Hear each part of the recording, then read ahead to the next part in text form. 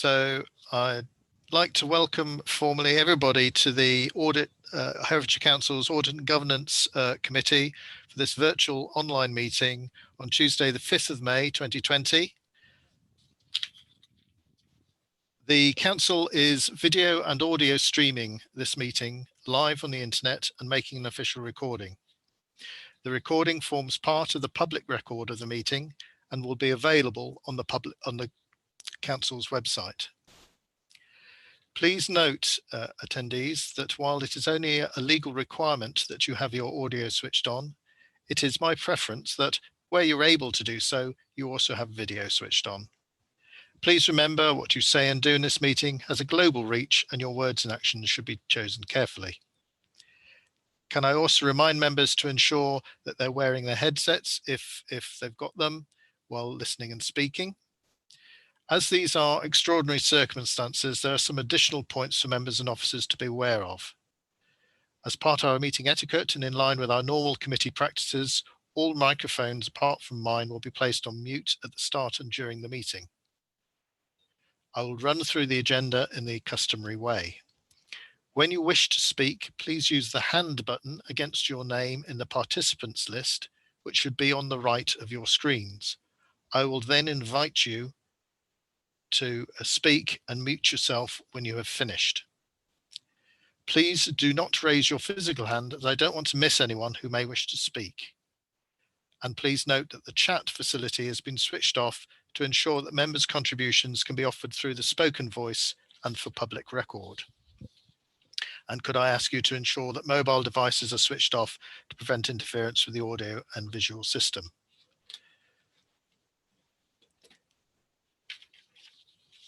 Councillor Bolter, thank you for joining our meeting. I will just ask for to run through a legal requirement that you can hear me. And if you could speak into your mic, we're just connecting to audio for you. Councillor Bolter, can you hear me? Yes, sorry, apologies, Chair, for being late. That's quite all right. Sorry. I very nearly set a precedent for you myself, so that was a little bit of excitement. So we'll now go into the agenda proper. And I'm looking at apologies from absence, and apologies from absence have been received from Councillor Bob Matthews. Are there any other apologies? There are no other apologies, Chair. Thank you. Item 2, name substitutions. Are there any name substitutions? There are no name substitutions. Thank you. Item 3, declarations of interests. Are there any Schedule 1, Schedule 2 or other interests to be declared for items on the agenda today? Could you please do this by raising your virtual hand, and I'll then ask you to speak to notify the meeting which item you have an interest in and the nature of that interest. I see no hands, so I confirm there are no declarations of interest. Item 4, the minutes of the previous meeting held on the 28th of January 2020. I understand no matters of accuracy have been notified to the monitoring officer, and I'll ask each committee member in turn if they are happy to approve the minutes. Councillor Balderson. Yes, I approve. Councillor Bolter.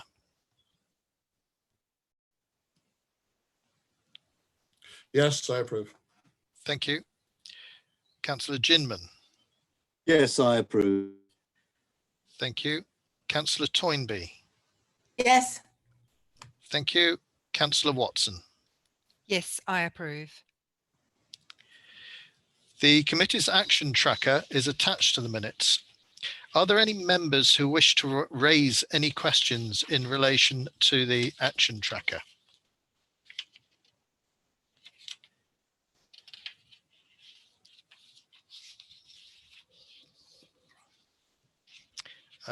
Councillor Balderson.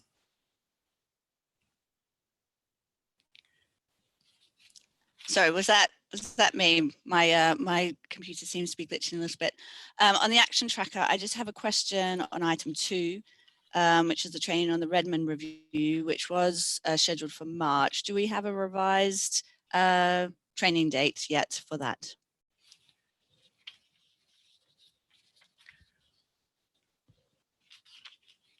Councillor Balderson, I don't currently have a revised training date, but I can look to put that in as soon as possible. Thank you.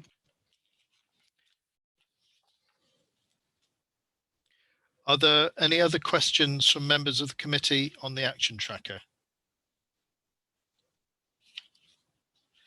In which case I have a question myself. Under item 12, action number 12, which was due date of May 20. This is on page 19. This was the totality of the recommendations outstanding in relation to external audit reports and a traffic light system developed so that it was understanding of whether the recommendations will be completed on time. There is a note that this has been moved to the provisional June 2020 meeting. So we are happy that the due date of May 20 will now be June 20. That's happy for that to be done. Also, action number 32, which was a major project to be audited against the recommendations from Blue School House Audit in order to committee to be assured that those recommendations have been implemented and embedded within the council. The progress update is that they can be considered as part of the internal audit plan for 2020-21. The due date was May 20, and I will perhaps pick that up in the internal audit plan because I'm not sure it's explained there, but I just want to record that I want to pick that up. Okay, those are my points. I don't think there's any necessity to answer them now. Councillor Ginman. Yes, apologies. The system just dropped out for a moment. There was just a query from me in that there was a follow-up email yesterday regarding the action points relating to data breaches. And it was just a broad principle that I'd just like to try to ensure that we establish.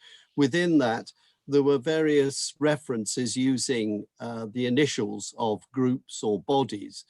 And I have to say that I had to spend time looking up who they are, in the sense that if they could be spelt out in the first usage, always, then we can then use the initials thereafter. But if they're not there in the first usage, it becomes really quite complex given all our different works and lifestyles where those same initials may have other meanings. So can I simply put the request through that this applies across all papers, that first time usage always has spelt out what it is it refers to? I think that's a very good and really is good practice. Perhaps we could ask Democratic Services to pass that comment on for all officers to bear in mind.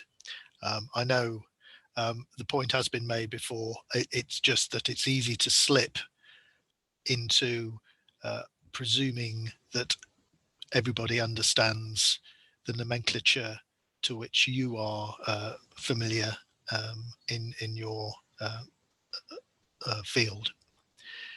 Thank you. So I will move on now to item 7, the internal audit plan. Oh, sorry. Just to confirm with the clerk, items 5 and 6 to receive questions from members of the public and questions from councillors. I understand that no questions were received from either members of the public or councillors.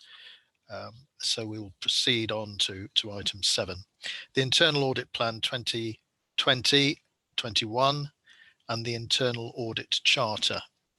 I'm going to ask Jackie Gooding from the Southwest Audit Partnership, known as SWAP, who are our internal auditors, and Andrew Lovegrove, our Section 151 or Chief Financial Officer, to present this.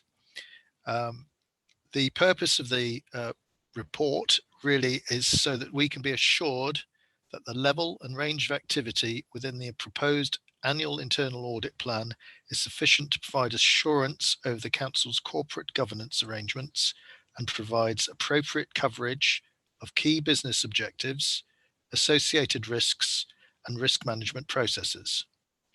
We also have to approve the internal audit charter for the period 1st of April 2020 to the 31st of March 2021, and to note the new approach to agile auditing, and also to note the update of the potential impact of COVID-19 pandemic on the 2020-21 internal audit programme of work. I'm not sure who wants to speak first, whether it's Jackie Gooding or Andrew Lovegrove. Jackie, perhaps as it's your report, you should have first bite. Over to you. Thank you, Chair. Good morning, members and officers. The report before you outlines the draft internal audit plan proposed for 2020-21. The plan was presented to the committee at its meeting in March, and there have been no amendments to the plan that was presented in March. The plan, as documented in the report, is collated in consultation with senior management and review of the factors outlined on page 32 of the report. The audits planned for 2020-21 are detailed on pages 38 to 43 of the report. I wasn't intended to go through the report page by page, as I know you did go through the report in March, but I wanted to draw your attention to the first 2 pages of the report outlining the impact of COVID-19.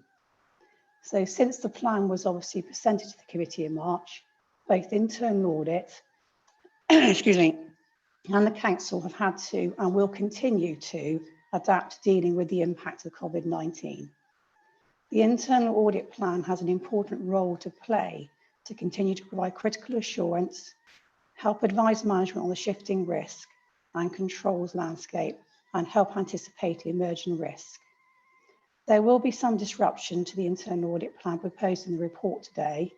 An internal audit has already undertaken work that is not in the proposed plan, as detailed on page 30 of my report, in its role to support the council with the changing landscape and emerging risk. To monitor changes to the plan, regular meetings will be held with the Chief Finance Officer and meetings with each director to establish which audits in the 2020-21 plan can be started. I will of course provide an update to this committee at each meeting, so you are kept informed of the status of the 2020-21 internal audit plan and the impact of COVID-19 on its progress. Councillor Shaw, I'm happy to take questions on that part of the report first, if you would prefer, rather than to go straight on to the internal audit charter.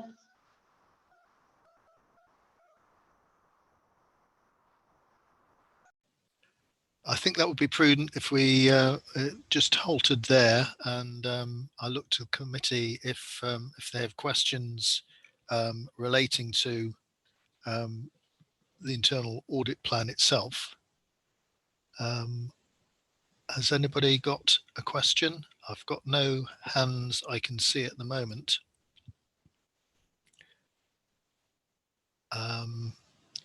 If there are no questions from the committee, I've got Councillor Balderson's just put a hand up. I have a question myself, but I'll let Councillor Balderson speak.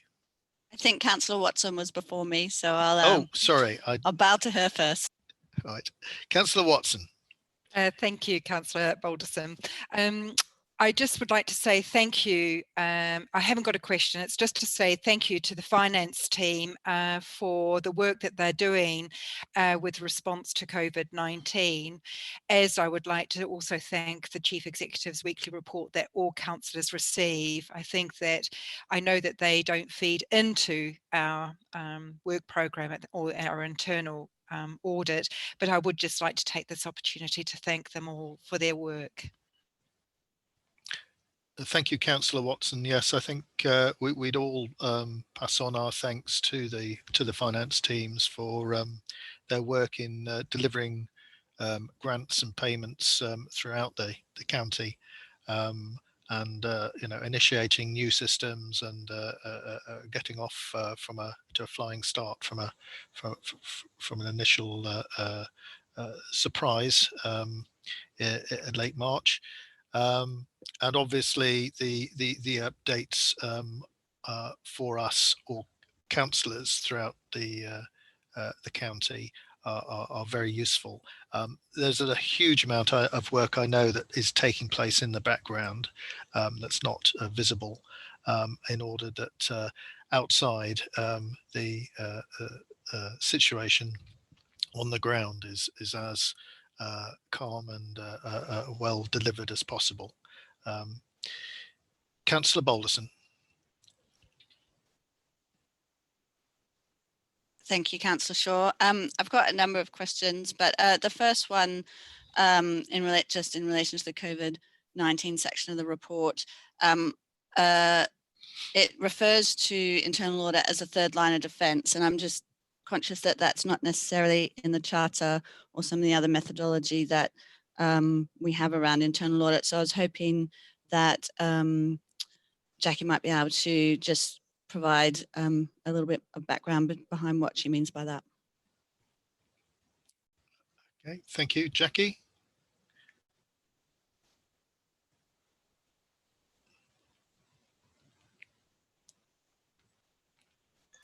Sorry, Councillor Shaw, I was switching screens. Right. Yes, I think it is explained in the annual report, but obviously you have your controls and your responsibilities in relation to the officers' responsibilities in the council, and you have your policies which underpin what those officers should be working towards. And then audit at the third line of defence, where we will look at those controls and ensure that they're in place. They're not in place, obviously we make recommendations to the council to improve those areas. In relation to the particular work that's been going on around, obviously, the changes that have taken place at the moment, we've been doing some work in relation with finance on trying to help administer the grant payments that have been taken, that have been needed to be paid out. So we've been assisting with that. We've been making phone calls. We've been trying to check that business is still operating, that they have relevant bank details so payment can be made. Thank you. Councillor Balderson, did you want to come back? You had more questions, I believe.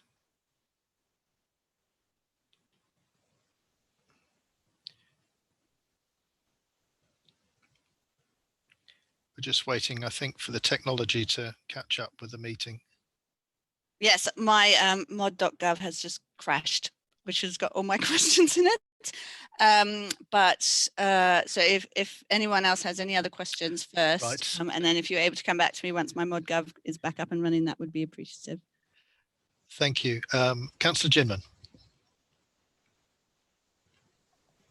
Thank you. Just to give Councillor Balderson a moment,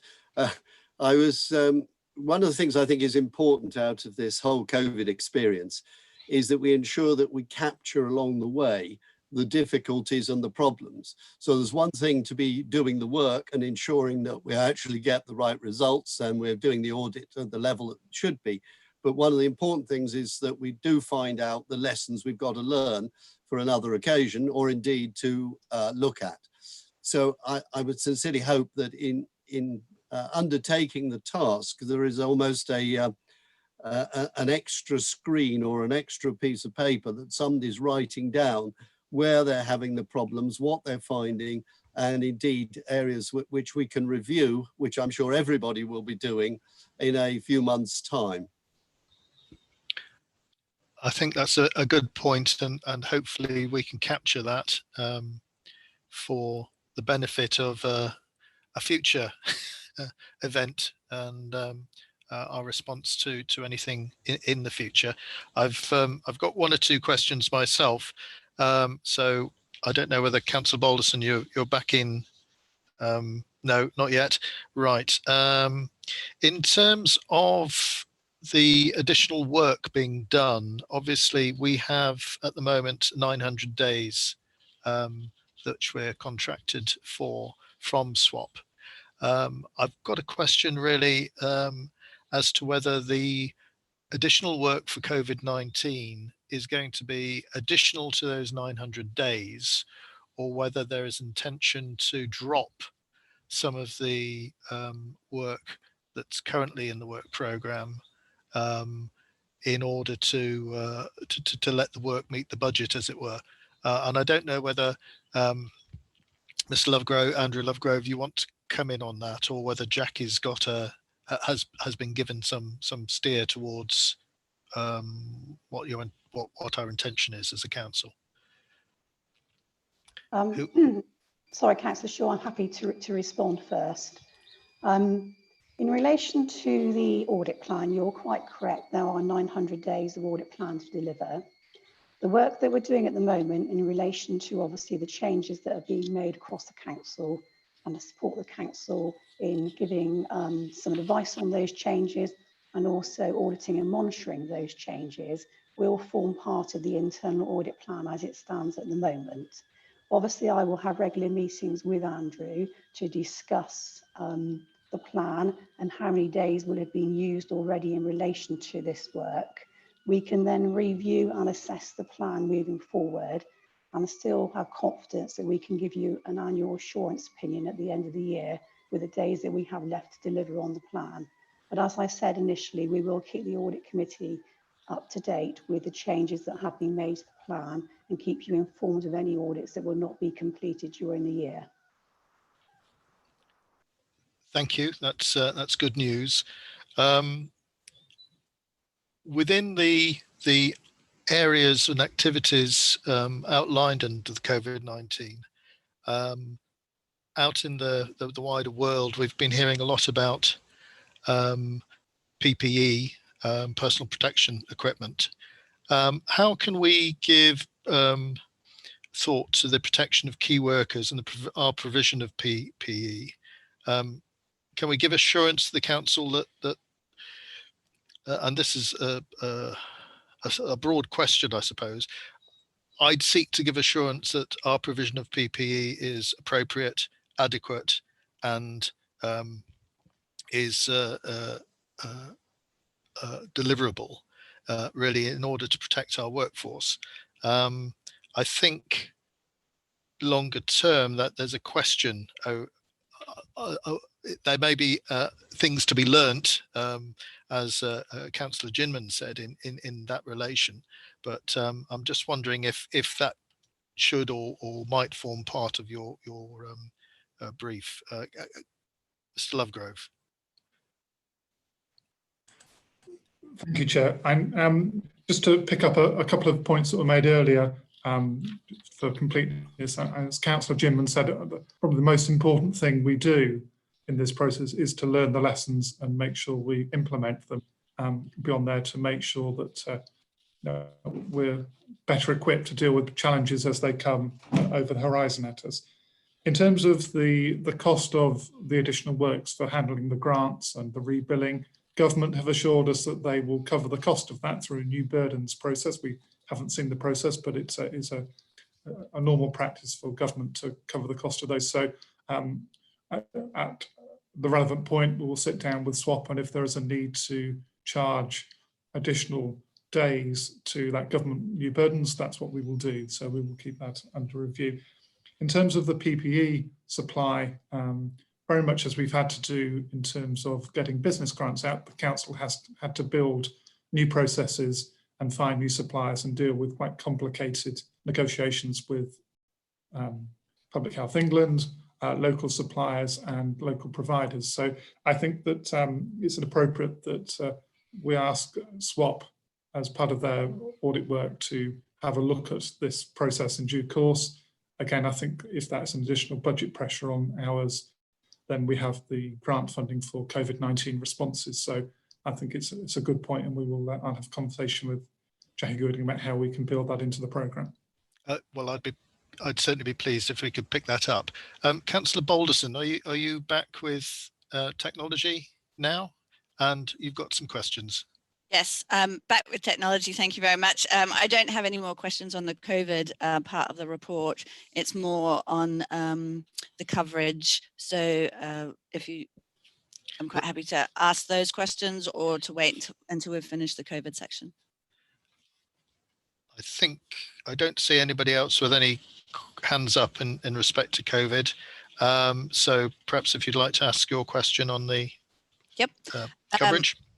Yep. In terms of the coverage, I just wanted to say that I think this report gave us a better insight in terms of the assurance, in terms of the coverage of our corporate ambitions, and also what coverage we're getting over the risk register, and a bit more of summary details on what each of the audits is going to be. I think that's something different in prior years. So I just wanted to thank SWAP for putting in that extra effort, because I think it has delivered a much more comprehensive report and something that can give us a bit more assurance.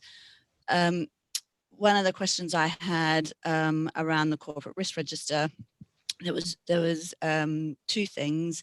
I do notice that there is a 28% of the risks in our corporate risk register not covered by the internal audit plan. I can completely understand that the internal audit plan can't cover them all. I guess from an audit and governance committee perspective, I just wanted to get to perhaps maybe section 151 officer or the monitoring officer in terms of the level of assurance that where would the level of assurance be coming from in terms of how we're addressing those risks, and also will we see when we next see the corporate risk register which I understand is on our work program for next meeting, will we be able to start seeing some sort of cross-reference in terms of the monitoring control or the mitigating controls in the corporate risk register? Will we see, now that we've got a clearer picture of the interaction between internal audit and those risks, will we be able to sort of see a bit more of a cross-reference between the two? Mr. Lovegrove. Sorry. Thank you very much, Chair. I think it's fair to say that the Council has tested most of its business continuity plans that were linked to the risk register because of the COVID-19. So I certainly will be looking to learn the lessons from those. In terms of the areas that aren't covered, we have a number of other mechanisms that provide assurance and give us clarity. So we have the annual governance statement that comes through this committee every year, providing assurance about other types of controls and how the Council and yourselves as a committee are assured that these things are appropriately managed and handled. So that will be coming through on the work programme for you to see. I expect that piece of work will reflect both the lessons learned from the COVID situation and reflect the different risk landscape that the Council is operating in and is likely to operate in into the future, because we need to look at towards the future as well as dealing with the current crisis. It is clear that the economy of the country and of our county will be very, very different. There will be challenges about the services we provide and our communities that we support. So very simple things like people's ability to pay their council tax is very much under stress and those type of things. So that's how this will come back through this committee.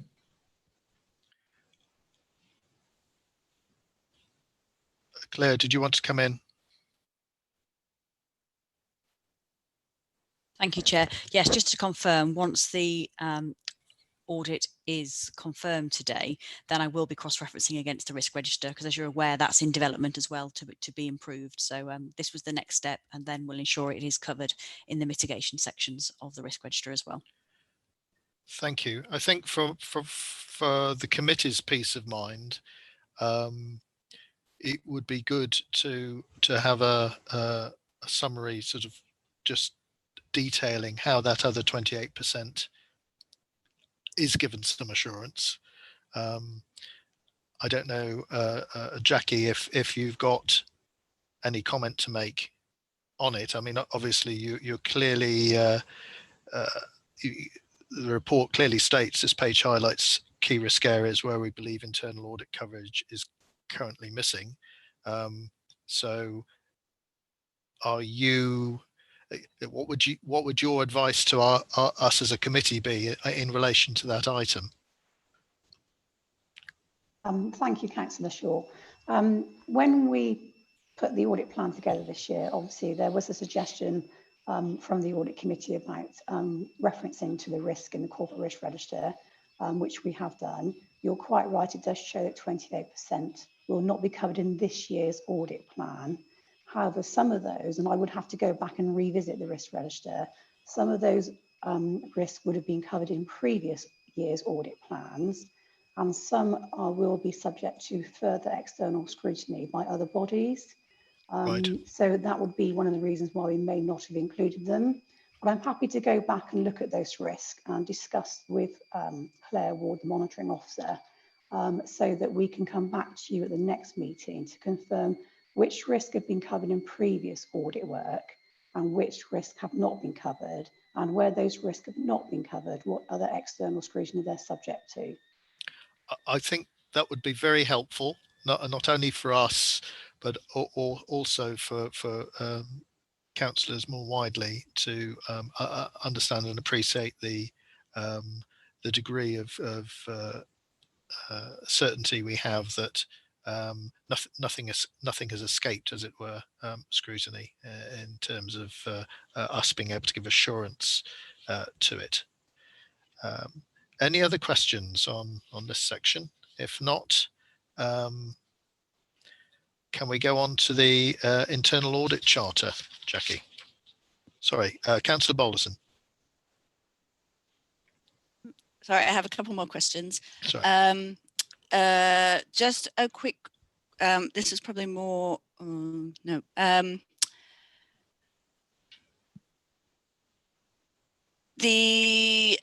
just had a question on a specific audit. So on page 39, there's a strategic significant partnerships audit, reviewing the governance arrangements in place.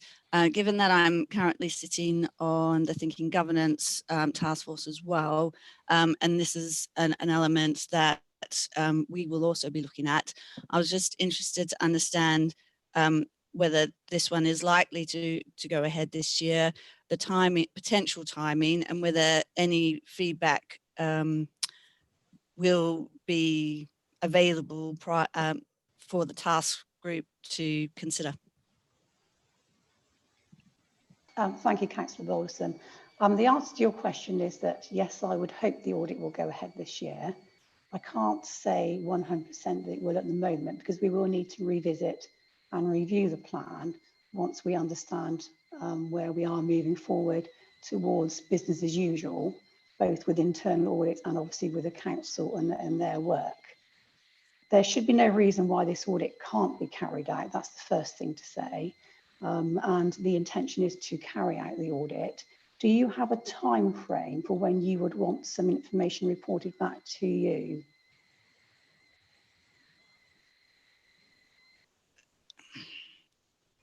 Yes, we need to report back to Audit and Governance Committee. I think we're scheduled for the October meeting.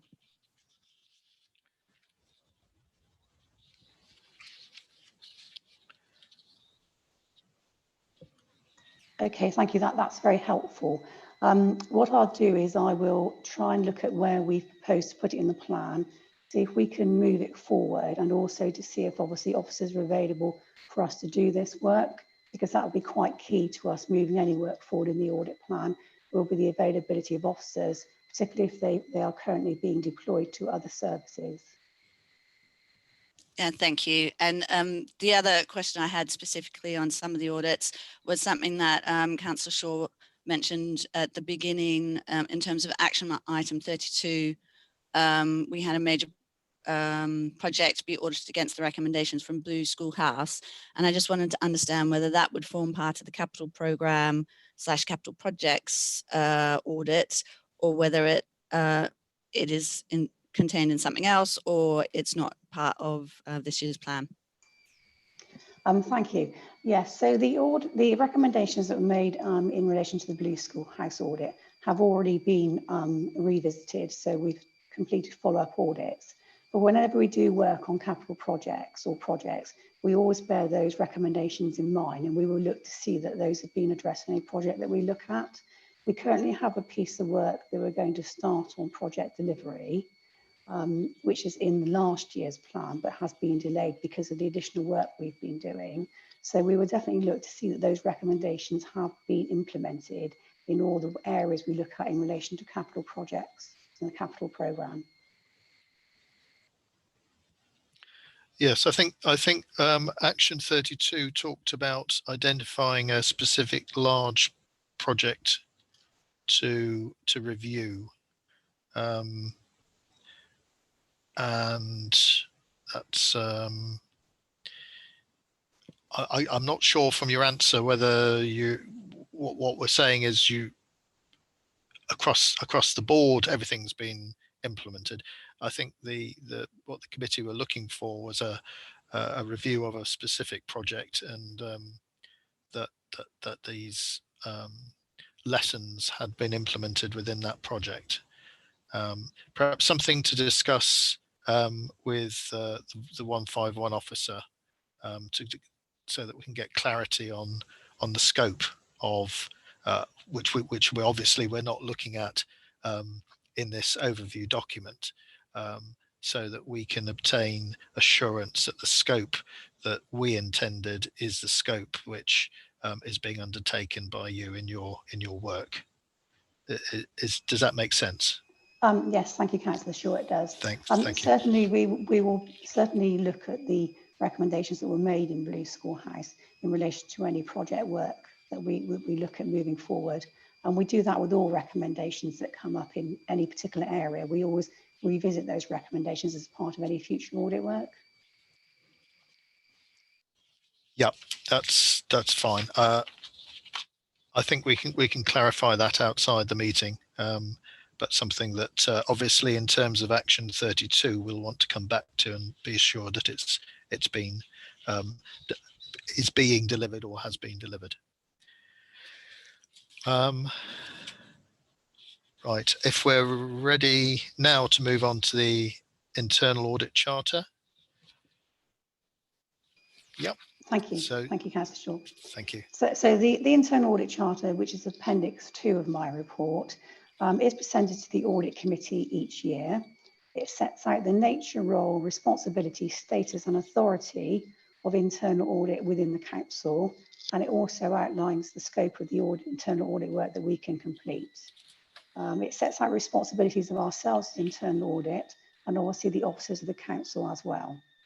The Charter was last approved by the Audit and Governance Committee on the 19th of March 2019, and it was presented to the committee on the 17th of March, but obviously you were unable to approve it at that time. It remains accurate and up to date, and it's presented again today for approval. There is an error in the report, which I'm sure somebody would have picked up. I haven't changed the date to reflect today's meeting, but that will need to be changed in the report for your approval. Thank you, Chair. I'm sure. Thank you for that, Jackie. I'm sure all members of the committee picked that up when they reviewed the report. I'm happy to take some questions. Councillor Balderson, do you have your hand up? Yep. Would you like to present your question? It's just one general question, really, around the relationship that you have with the external auditor. because I know in previous meetings, the external auditor has indicated that they can't place reliance on any of the internal audit work that's performed. So I just wanted to understand what is the relationship that you do have with the external auditor, and what is there any reliance on any of your work? Thank you, Councillor Balderson. I have to say I wasn't aware external audit can't place reliance on any of our work. My understanding is that they do place reliance on our work, and we do have meetings with external audit, particularly leading up to the time when they come in to do our audit, the audit work at the council. We do provide them with a copy of all our reports that they request, so that they can place reliance on that work. I'm more than happy to discuss with external audit, but I wasn't aware that there was a problem with them placing reliance on our work. Maybe I misunderstood the level of reliance, but I'm not quite sure if that's something that that perhaps if we've got external audit on the call today, that they could also just clarify, just understanding how much reliance is placed on internal audit and having a better understanding of that relationship. Yes, perhaps we'll ask. I think Grant Thornton wants to come in, as it were. So just come. Yeah, go ahead. Hi, Chair. So yep. So as Jackie said, we have regular conversations with Jackie and we read all of Jackie's reports. We don't place reliance as such on the work of internal audit, but we do use the work of internal audit to focus our train of thought. If internal auditors pick something up, then we might explore that alongside with them. Or we use it to inform our own planning and our own direction of work. Does that help? Does that answer the question? Okay, thank you very much for that. If I could just turn to page 46 of the report, where you have some bullet points about the scope and authority of internal audit work. The final bullet point says, talks about the specific request of management. Internal audit may provide consultancy services, including fraud investigation services provided.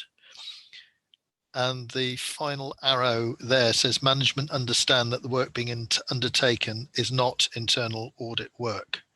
I just wondered if you could sort of explain that a bit, because it seems a little bit intuitive that you as internal auditors, in carrying out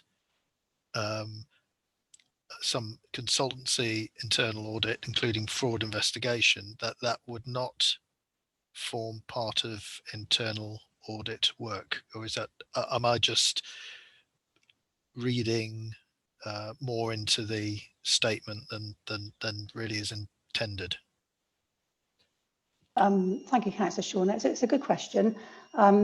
So you're quite right. We do work that is internal audit work and will form the internal audit plan that's been presented today. And that leads us to inform our internal audit opinion that we present at the end of the year to you. But we also do other work, and that work will either be part of the internal audit plan or it may sit outside of the internal audit plan. So if we were asked to carry out a special investigation as an example, that may well sit out of the side of the external audit plan, internal audit plan, and would be an additional piece of work. And also it does mean that the council can commission swap to do pieces of work that will sit outside of the internal audit plan. I think that's what I understood, but does any of that work inform the internal audit opinion, or potentially inform the external audit opinion? The work will always be something that we will look to review when we're pulling together our internal audit opinion. And obviously, if any piece of work does highlight significant findings, we would highlight those to the committee at that point in time. Also, any work that we do outside of the internal audit plan, we would normally share with external audit so they are aware of the work that we're doing. That's what I thought, yeah. So So when we write that it's not internal audit work, what we really mean, it's not internal audit plan work. Yes, I mean, if we're doing a piece of consultancy work, there may be something that is different to internal audit work, then that would be a different piece of work. So within our organisation, we have different teams who can carry out different types of work. So as an example, we have an external team, and that external team can be commissioned to carry out work. Primarily, it will be internal audit where they deliver, but it will sit outside of possibly the internal audit plan. Okay, perhaps I'm being a little bit too pernickety, but it's just that the phrase "management understand that the work being undertaken is not internal audit work" is it doesn't seem to be a full phrase to me, because management will understand that any work being carried out as part of consultancy may well be internal audit work, although it's not in the plan, because we take into account in terms of your internal audit statement, and it may well affect the external audit statement, as I think probably a piece of work last year that was taken out as a piece of consultancy did affect the external audit statement. So I'm not suggesting at this point that we change that phrase, but perhaps you could consider whether it could be better phrased in future. Yes, Councillor Shaw, thank you. Okay. I mean, it is the internal audit charter that we do use across all our partners, but I'm not saying that that's correct. Okay. Yeah. But certainly it's something that we could look at, and perhaps the wording does need to be tweaked to make it clear. That'd be great. Thank you. Thank you. Councillor Toynbee. Yeah, I was just going to say, what I understood from that is that not every single piece of work that they do is, strictly speaking, audit, even though everything informs an external audit. That's what I understood by that. Yeah, well, I think it probably means different things to different people, which is an indication that it perhaps needs to be couched a bit differently. But I'm perhaps being a little bit too pedantic. Would you just like to? We've got a report on the move to agile auditing. I'm not sure if you want to say anything about that, Jackie. Is there anything, or we just note the report? Yeah, thank you, Councillor Shaw. It is to note, this is an area of work we're looking to, or an approach to auditing that we're looking to develop and deliver in 2020-21.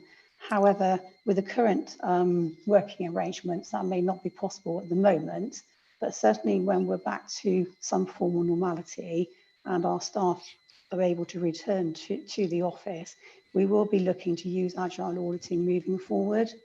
The purpose is that agile auditing will break the audit engagement down into shorter stages, and the officer or the auditee will be kept informed more promptly of anything that is found during the audit. And also the plan is that the audit should have a shorter time frame from start to finish.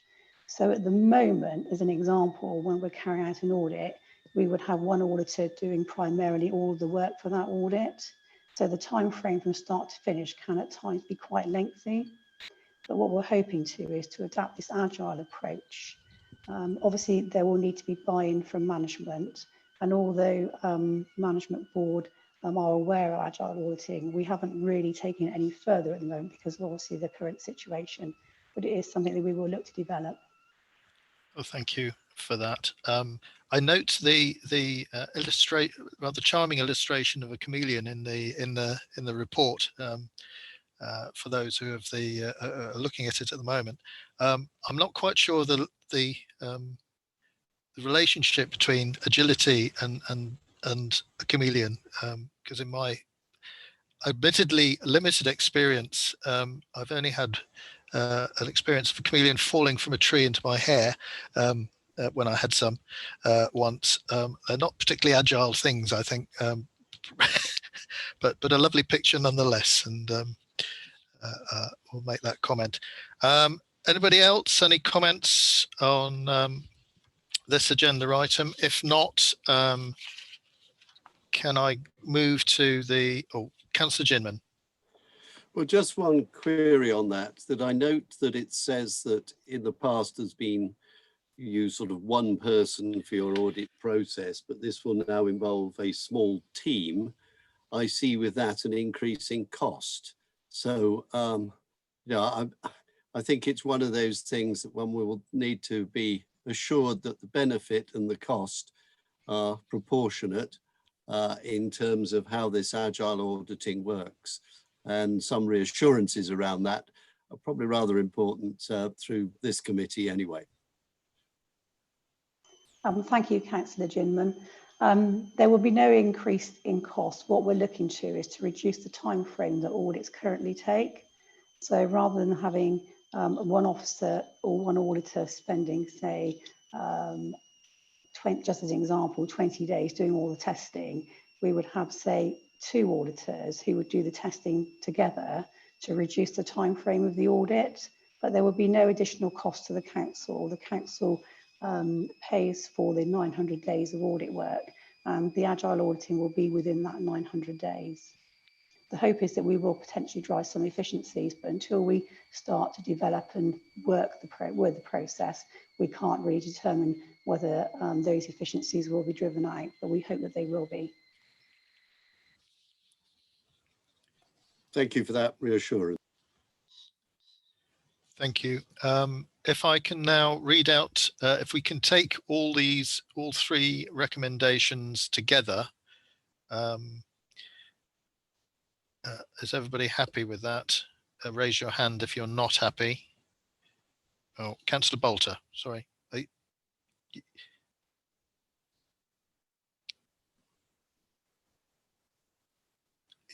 Councillor Bolter, are you happy with taking all 3 recommendations together? Yes. Yes, I am. Sorry, I was raising my hand. That's all right. That's all right. Not a problem. The recommendations that A, the proposed internal audit plan 2020-21 at Appendix 1 be reviewed, yes, and the committee to turn any recommendation it wishes to make regarding the level and range of activity proposed in order that the work carried out may be given a satisfactory level of assurance over the council's corporate governance arrangements. And I think the clerks recorded our comments in relation to that. Recommendation B, that the internal audit charter at Appendix 2 be approved, and C, that the agile auditing document at Appendix 3 be noted. Can I go round and just have confirmation that, firstly, if you are in agreement with that? Councillor Balderson? Yes. Councillor Bolter? Yes. Councillor Ginman? Yes. Councillor Toynbee? Yes. Councillor Watson? Yes. And I'm also in agreement with that. So there are there's no one to vote against the recommendation, and there are no abstentions. Is the clerk happy with that as a process? Thank you. Right. We'll try and move on to agenda item 8, which is the NMIT update report, a report by our Chief Financial Officer. And if I can just go back to my notes. The purpose of this is to enable the committee to provide assurance on the adequacy with regards to the risk framework on the measures the council is taking as the accountable body for the new model in technology and engineering, NMIT, and the milestone payments from the Department of Education. Mr. Lovegrove, do you want to talk to the report? Any comments?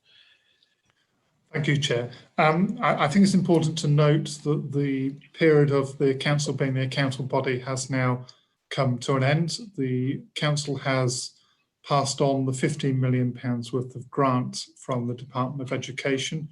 That's been done in a number of stage payments, and the council has confirmed to the Department of Education where milestones were met to enable that payment to be made. There was a slight delay in the release of the last payment to NMIT. That was because the DfE changed their payment process on the 1st of April and had a few teething problems. But as the paper states, that arrived with us on the morning of the 15th of April and we passed it on straight away. So that now concludes the distribution of the £15 million worth of grant. The role of a counter body is to do a number of things, to report to the Department of Education progress against the milestones, and also to make sure that the money was being spent in accordance with the Department of Education's wishes. As we've previously reported, that there have been some interesting challenges along the way during that period, and that's to reflect NMIT started from, in effect, no paid employees in January 2018 to the state it is now. So that's gone through.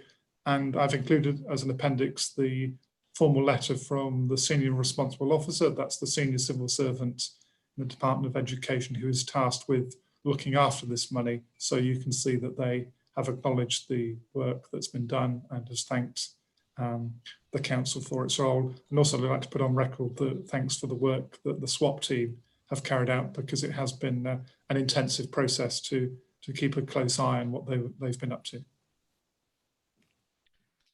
Thank you, Andrew. Yes, I was very pleased to see that you'd included the letter from Department of Education there. It sort of clearly says that our involvement in working with them comes to an end with the issuing, as it were, of this letter. And I also note that the Department of Education thank everybody at NMIT and Herefordshire Council, and I'd like to echo my thanks to the SWAP team for their work on this project. And I think this does effectively end Audit and Governance specific role in relation to this piece of funding.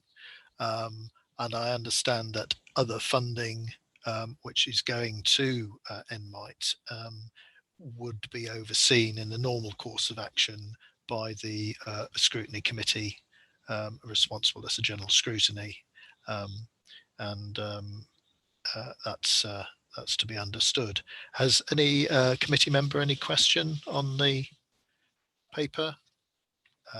Councillor Ginman. Can I just query on the paper, item 6, it says, due to the current COVID crisis, the final inspections, etc., have been postponed. I'm assuming that therefore that was not one of the milestones, not one of the requirements, but equally at one and the same time, it's a sort of question that seems to be hanging in the air, that what happens if those inspections don't match requirement?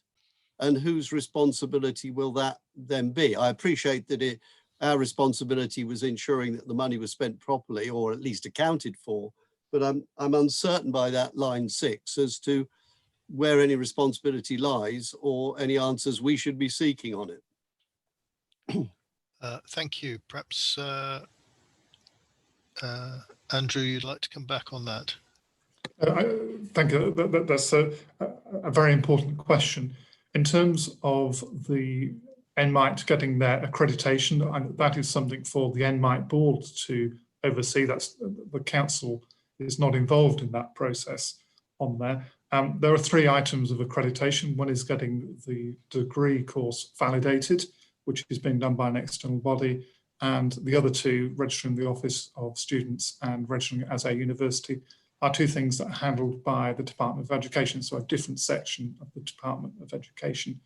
So the department is overseeing those 2 elements and has a very strong relationship with the third party that is providing the accreditation. In terms of progress on those milestones, they are part of, or were part of, the funding agreement between DfE and NMIT, but they were items of milestones that the council was not required to comment on. So you are right, they were part of the milestones, but the Department of Education has confirmed that they were comfortable that those were not met at the end of March because of the COVID situation. So those processes have been delayed. The question as to what happens if when the accreditation and visits inspections happen and they don't pass, that's very much something for the NMIT board to deal with. They have kept back an element of their funding as a contingency to deal with further work that may be required to get through the accreditation process. And that point has been very clear from the Department of Education. The £15 million was to be used to get the accreditation in place, and they have kept money back. But it is a risk that NMIT as a board has, that if there are a delay or a problem, they will have to find the resources and find the solution to that problem. Thank you. Councillor Toynbee. Yes, I wanted to say thank you for all the work that's been done on this. I know it's sometimes been quite complicated overseeing all the money. There's a lot of public interest in NMIT. So I've got a very basic question, really. It might go slightly beyond the remit of this committee. Clearly, Herefordshire Council has an ongoing relationship with NMIT. Could you just, is it possible to just outline what our ongoing responsibilities are, if any? Yes, I'm very happy to. I probably, if we start from the very beginning of this journey for creating this higher education establishment, the council helped the people interested in setting up to help prepare the business plan. The council has lent a small sum of about £300,000 to the NMIT project, and that was before December 2017. As you say, the relationship is ongoing. It's outside of the council being the accountable body on behalf of the Department of Education, but the ongoing support includes working with the LEP for, there's £8 million of capital grants coming from government via the LEP, which is coming in 2 phases to enable them to build and expand on properties within the city to enable them to teach their students. And also the council has a relationship with them in terms of helping to house a number of their students. So the student accommodation being built upon Station Approach will house some of the NMIT students along with some of the students from the College of Arts. So the relationship is still ongoing, and there's a number of threads of it. As Councillor Shaw said, that this committee was asked specifically to oversee the role of being the accountable body. That has now come to an end, but your colleagues on general scrutiny have looked at, and I'm sure we'll look at again, the wider engagement that the council has with the NMIT project. Thank you, Andrew. Is there any requirement for us to go back, as it were, to council to formally announce to them that we've ceased, that the project's come to an end and we've ceased to be involved, or is that taken care of through the Chief Executive's report to Cabinet? Anybody? Any ideas? I'm not sure whether Claire Ward, whether you have a view on that. I haven't followed that. Yes, there's no requirement to end the arrangement. Cabinet made the decision to be the accountable body. It therefore ceases simply upon expiration of the term upon which we were the accountable body. Okay, thank you. If there are no recommendations, our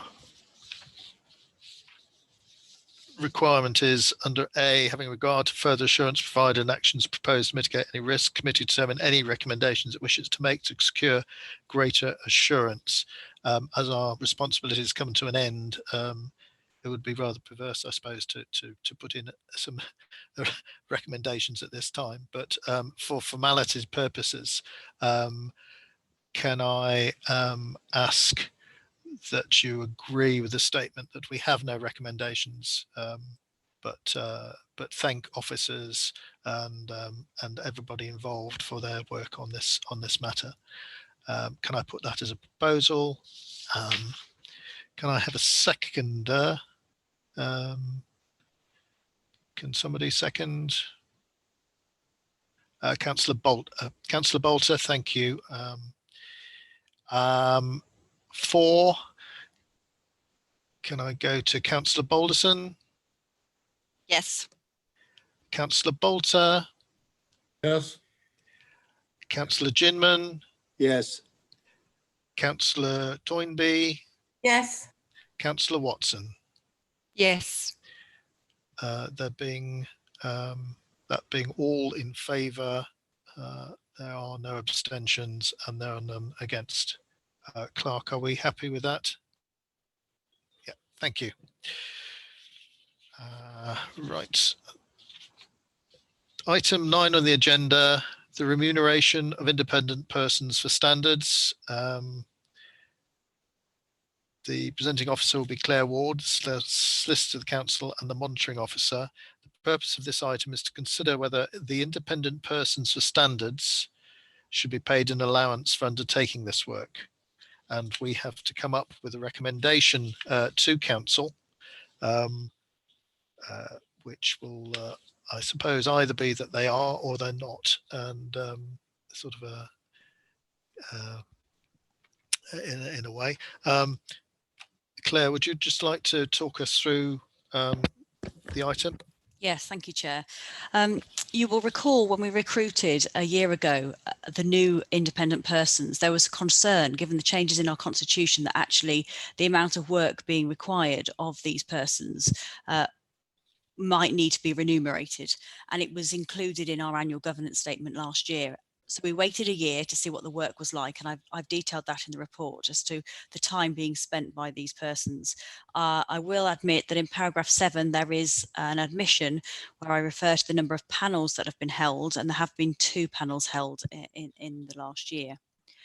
The report sets out that we are able to provide an allowance. It also sets out the views of the independent persons that did comment on this. You will also see in the report what other authorities are doing. There isn't a right or wrong answer about this. This is really about what is best for Herefordshire.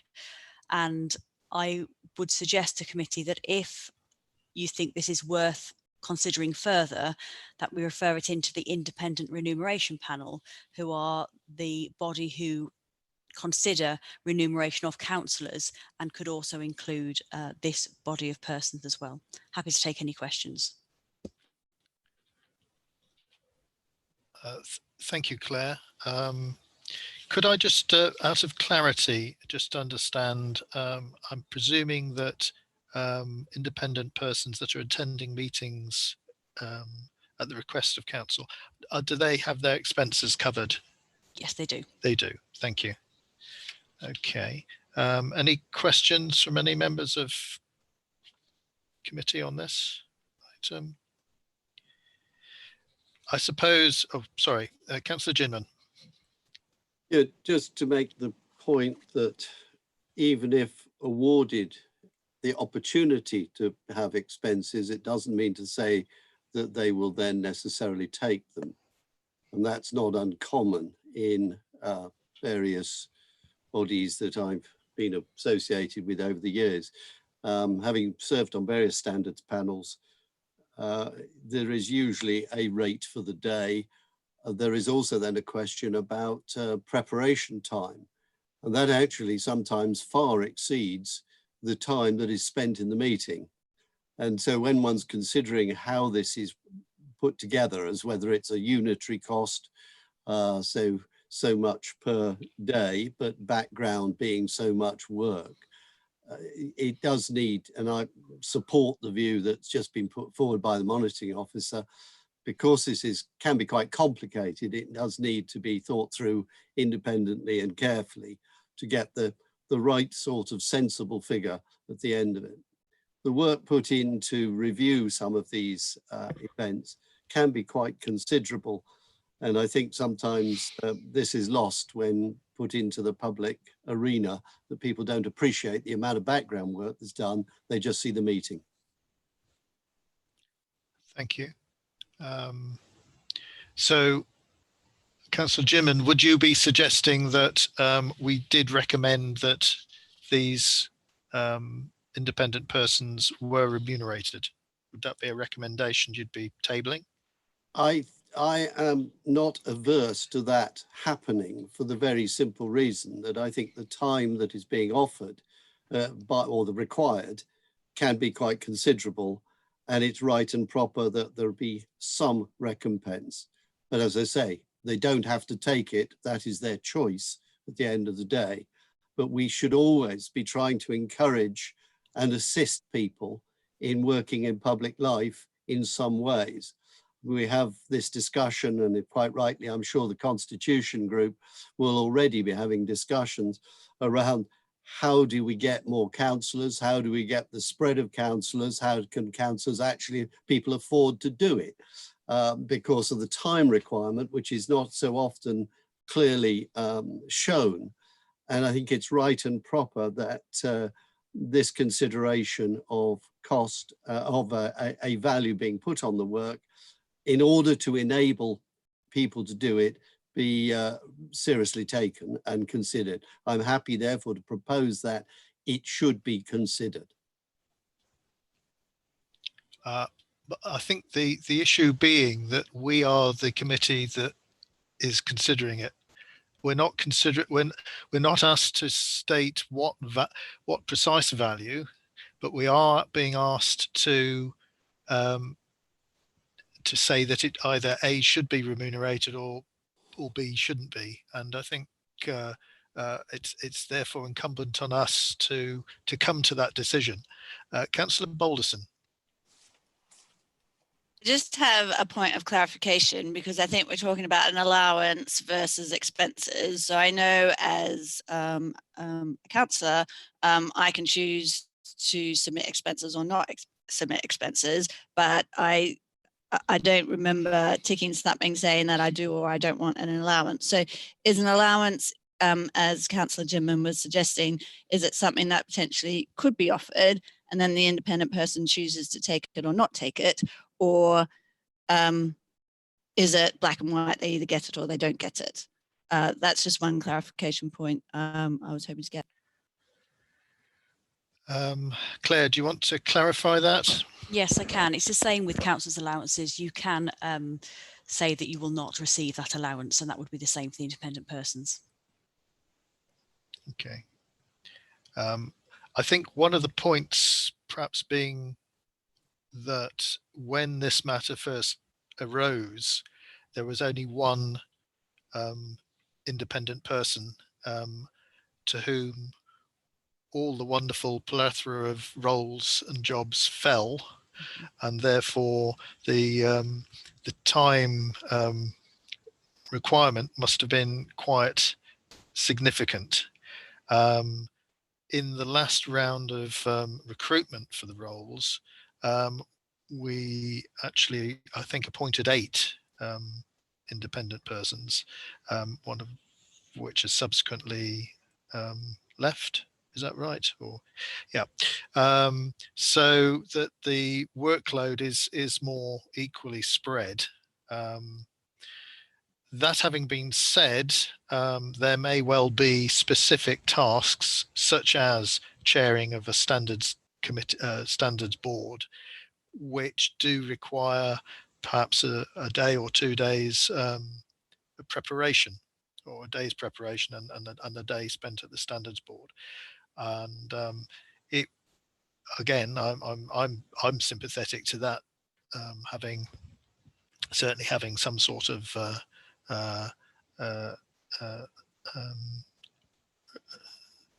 allowance attached to that, because we're expecting people to do a diligent job in the role that they're being given, as it's quite a responsible one. Has any other member of the committee want to make a comment about this? Because we are charged with coming to a decision. Councillor Bolter, you've got your hand up. Yeah, thank you, Chair. Just looking at item 8, Claire, on the part there, it says the views of 4 independents were sought, and they did not wish to be paid an allowance, as it may be perceived they were not independent. It goes on to say they did, however, indicate that the annual meal would be appreciated. So fish and chips supper for those people will be good as our part. But would this confuse people if they were paying them or give them an allowance that they are not solely independent? Yes, I can answer that. The Localism Act does allow and explicitly provides that a payment of allowance does not impair their independence. But that's a personal choice. I think that's what Councillor Ginman was saying, was that often people don't choose not to receive this allowance for fear of that impression being given. Thank you for that. Thank you. Thank you for that. Councillor Ginman. Yes, thank you. I was going to come back on that. Yeah, I read that particular line as well and felt that, sorry, that thereby goes a sort of dangerous route where you're getting secondary payments that are not clearly being shown. I'm sorry, I think something that is clear and obvious as a particular payment rather than a sort of come and have a fish and chip supper. That sounds a bit too pally. This is a clear payment for doing a job, and it is the norm in any of the regulatory bodies that certainly I've been involved in, I'm aware of, and I think it is perfectly proper in this instance that it should be there, should be named and the amount and offered, and of course it will be disclosed as to if it's paid, the amounts being paid out. Just for clarity, could I ask the monitoring officer, if it is paid out, does it get named as to which parties take it and who doesn't, should they opt in or opt out? Claire. Thank you. I'll be honest, I haven't thought it that far through yet, but certainly in the annual report on Code of Conduct, I would see that sitting in the report to yourselves, yes. If I can just add as well, in relation to this, I think we were lucky this time that we were able to recruit. You will recall as a committee that we've had a number of years of being unable to recruit. Now, there were some issues with how wide perhaps we were advertising the role, but this is also about future-proofing our ability to recruit independent persons. They can only be appointed for 4 years, so we're okay at the moment. With next 3 years will be covered, but it's thinking about that next recruitment round as well, I think. Councillor Ginman. Chair, if it would help, I would like to propose that a payment should be made. Thank you, Councillor Ginman. I will put that to the vote. And I think we have the assumption that the quantum, as it were, of any allowance will be decided by the independent remuneration panel. I think that's prudent, and they will then be asked to recommend the council an allowance. Sorry, did Councillor Watson, you had your hand up, but is it come down again? Yes, you so just that's fine. Yeah.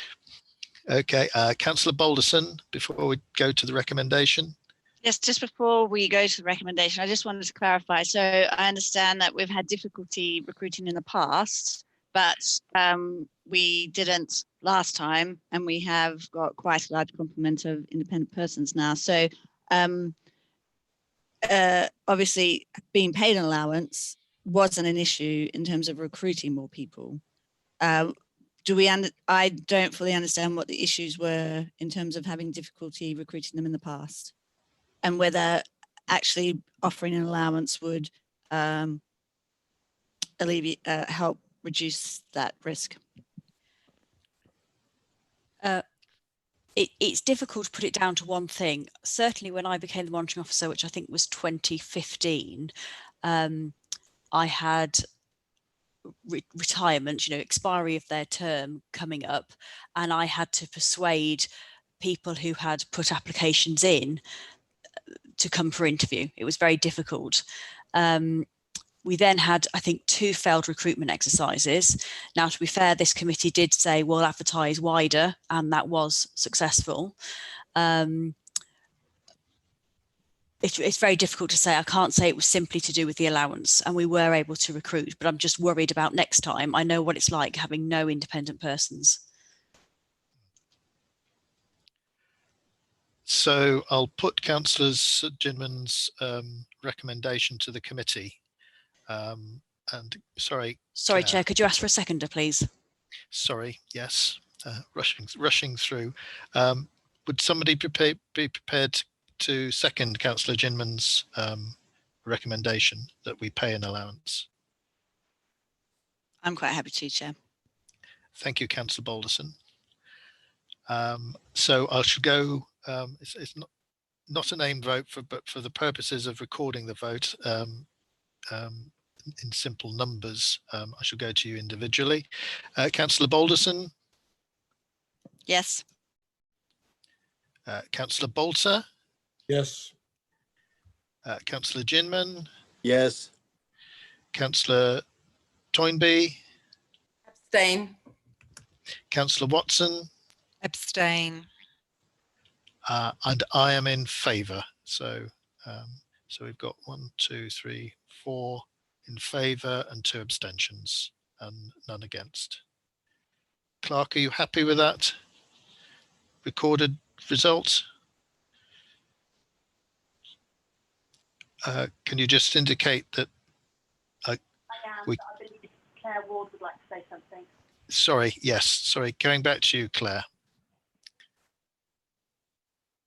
Sorry, we can't hear you. Can you take?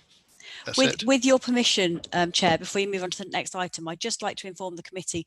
I've obviously been talking about independent persons, and a Mr. Richard Stowe, who was one of the people who I definitely did encourage to come to interview and did assist greatly in a period of when he was the only one for a good 16 months, and also was a huge contributor to the new code of conduct as we have now, which is a very modern, easy to understand code of conduct, and also helped with the very big code of conduct complaints we had when there was 36 complaints against one town council. His term actually ends at the end of this month, and I would just like to record my personal thanks in supporting the standards regime at Herefordshire Council. Thank you, Claire. Yes, I'm sure the whole committee would like to pass on our thanks for again what is a job in the background, but so vital to ensure the democratic process is carried out. Councillor Ginman. Yes, thank you. I'm very well aware of Richard Stowe, who's been a marvellous individual in terms of the research he does around everything that the advice that he's provided. And he's a resident within my ward area, and I'm most grateful for the guidance and the robust discussions, I will put it that way, that we've had over a period of time. I believe they're of considerable value, and certainly seeing some of those and having worked one or two of those now who are the new recruits, I'm sure that he may have started the pathway on his own, but others are now determined to follow, and the value of them is immense. Thank you. Thank you. So I'll now move on to agenda item 10, the work programme update. The work programme as updated is before you. There's obviously been some significant and considerable changes with the cancelling of our March meeting, the movement of items into 2 new meetings in June and October, which are additional to our previous calendar.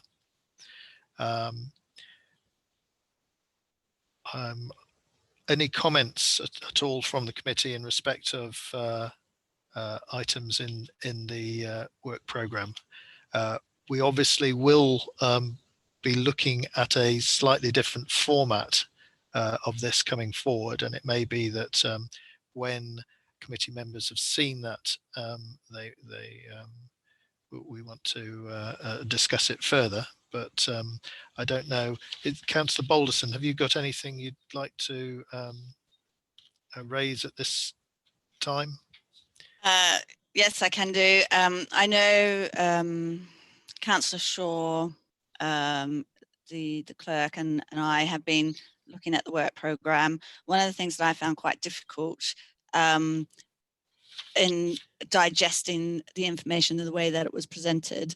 So we have been playing around with potential ways where it's far more easily digested by the committee.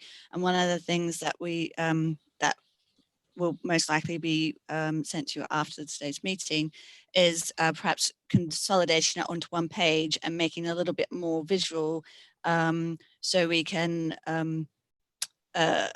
so we have the columns of the meetings, and then we have sort of the blocks of when things are going to come, so you can more clearly see how frequently we're seeing it throughout the year, and also the workload of each of the meetings. So that's something that we've been working on to try and digest this amount of information a little bit easier for us. I think it may make things a little bit more difficult for the clerks, but hopefully it will make it a little bit more easy for us on a one page. The other thing that we've been doing is part, not only because I'm on the Rethinking Governance task force, but also from some audit training that I did earlier in the year, we have reconciled all of our work programme activities back to what is in the Constitution in terms of what we should be doing. And I think we perhaps after today's meeting, whether we schedule a separate meeting or we discuss it in our next formal meeting, but I think we will need an opportunity to go through that reconciliation to see the results. And also one of the things that I wanted to raise was whether you would be willing to consider whether the Audit and Governance Committee undertake a review of effectiveness. This is something that several audit committees do across the country, so it wouldn't be unique to us. When I've researched it, many of the other audit committees that have done it looked at their effectiveness compared to the SITFA position statements on audit committees, and it looked at things like our independence and effectiveness, our core functions compared to best practice, whether the committee displays the characteristics considered to be good practice, and how we discharge our responsibilities.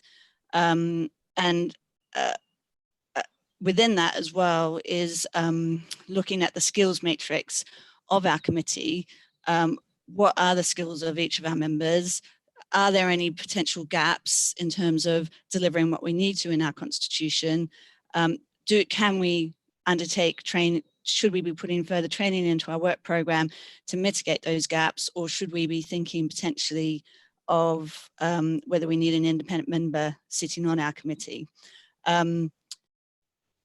I think it may be something that we do look at in terms of the Thinking Governance task force, in terms of how the committees look at their work program and ensure that they are undertaking everything within the Constitution. But it might be something that, if we lead by example, may be something that we can include into our work program.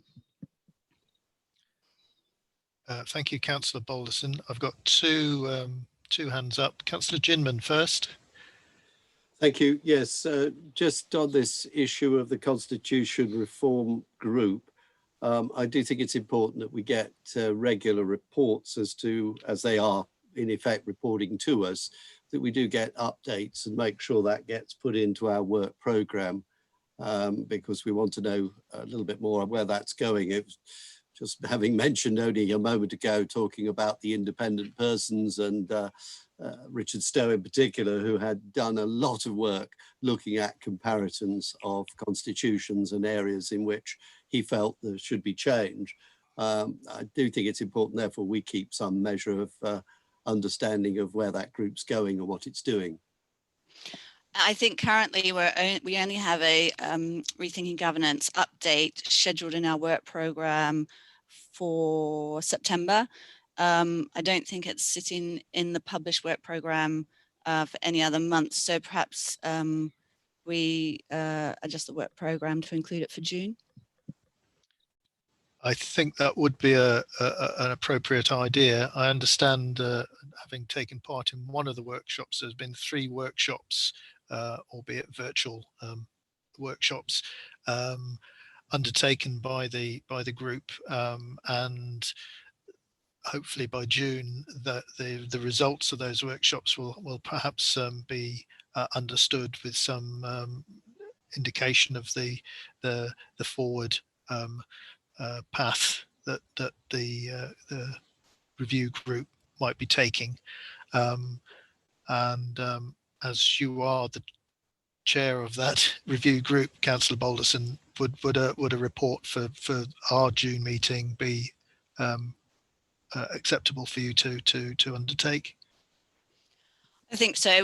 We've got a meeting on Friday this week to digest the outcomes of those workshops, and I think it would be and also just determine what the next steps are going to be, and whether those next steps include some sort of survey to consolidate members and to get more of an audit record, I guess, of what members believe what direction we should be going in. So I think it would be reasonable that we could get some form of update ready for the next meeting. So if we could ask the clerk to add that to our June meeting programme, and presumably we may need to just review what's in the June meeting. But Councillor Toynbee, sorry, thank you. You've been waiting patiently.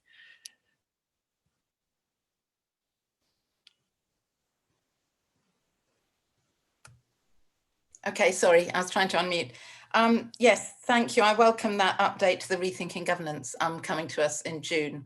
That's very good. And going back to Councillor Balderson's previous comments, I just want to say that I support her proposals for a committee effectiveness review and a skills review.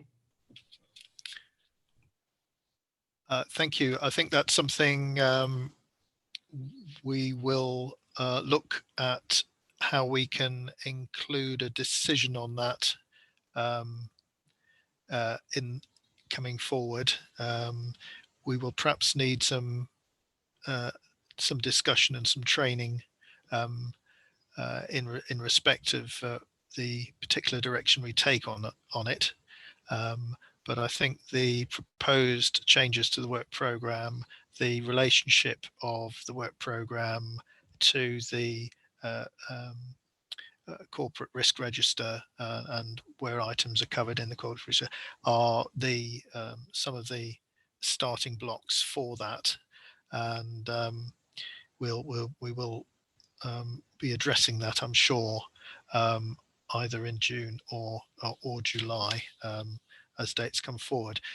Talking, as it were, about the June meeting, we have to agree a date for the next meeting, and the date of the 16th of June needs to be agreed by the committee.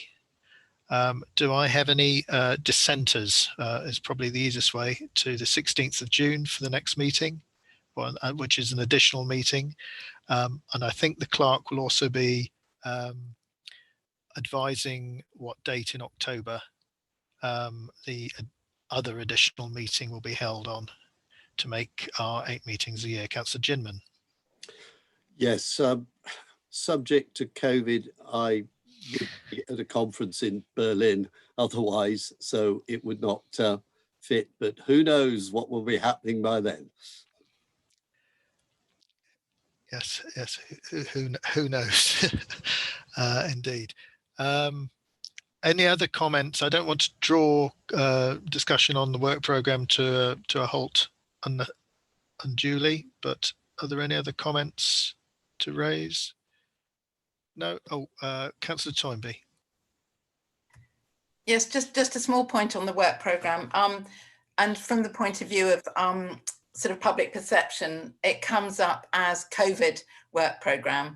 So people might be expecting to see in it, in the programme, something about how our response to COVID-19 is being managed. So it might be useful just to put on the record that that is part of the ongoing work of internal audit, and we have got our eye on it. We're monitoring it. Yes, I understand it's been that the term's been applied to it simply because the statutory reporting dates in this 2020 year have been delayed, so that the normal work program's been changed quite considerably to meet the different statutory reporting dates, and the sort of nomenclature used is that this is the COVID reporting or the COVID program. It's only, it could equally well be stated as being the 2020 special program, I suppose, rather than that. And there is one typo, I think, still on page 67 in the third column, which talks about 2020-21. To consider the internal audit plan for 2020-21, that should be 2021-22. And perhaps that can be amended in due course. Councillor Balderson. Just in terms of amendments, I think yesterday I raised with Caroline, there was 3 incorrect references to the Constitution that fell out of us looking at the Constitution review. So I don't have the exact 3 issues to hand, but it was communicated to Caroline yesterday, so she can correct the references to the Constitution. Thank you. If those could be done, Caroline, will that be done as corrections in future work programs rather than, because these are the papers that are presented to this meeting? We wouldn't, or do we record it in the minutes that you've made amendments? I will make the amendments, and when it's published the next time, the references will be corrected. Lovely. Thank you. Yeah. Yeah. Thank you. And just looking around, has anybody else got any comment or they want to make before I look to formally close the meeting? No? Well, can I just express my thanks to all officers, including our, especially our Democratic Services team, who've done a wonderful job, I think, in moving into action so quickly to provide us with a method for carrying out the statutory requirements of the council and keeping ourselves up to date with new ways of working. It just requires me to formally close the meeting, and can I check with Democratic Services